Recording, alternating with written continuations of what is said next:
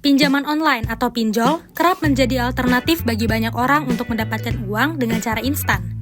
Alasan orang menggunakan pinjol cukup beragam dan berbeda.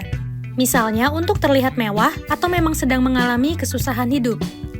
Dengan adanya tagihan utang pinjol, biasanya perusahaan pinjol melakukan teror terus-menerus hingga berakibat malu, depresi, bahkan sampai bunuh diri. Nah, ada tips nih agar tidak salah menggunakan pinjol dan malah menjadi bumerang.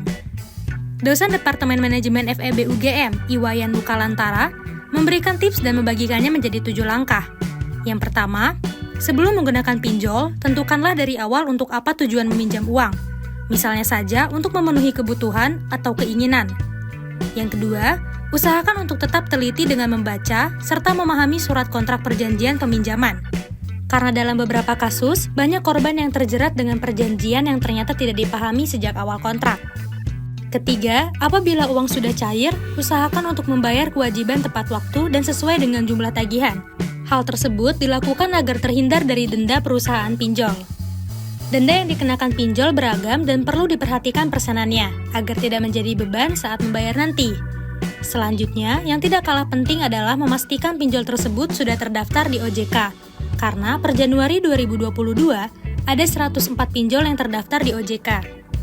Kelima, peminjam harus mengecek tingkat bunga pinjaman yang diberikan pinjol. Pastikan bahwa bunga yang diberikan sudah sesuai dengan kemampuan dan kesepakatan sejak awal.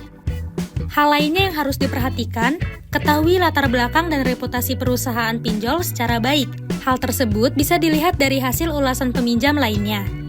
Terakhir, harus mengetahui seberapa jauh kualitas layanan konsumen mereka karena akan berpengaruh pada tingkat kenyamanan dan keamanan diri. Sepanjang pinjaman online diperuntukkan untuk kegiatan produktif dan memberikan hasil, maka tidak akan menjadi masalah. Namun, jika pinjaman untuk kepentingan konsumtif, maka akan memiliki efek risiko keuangan.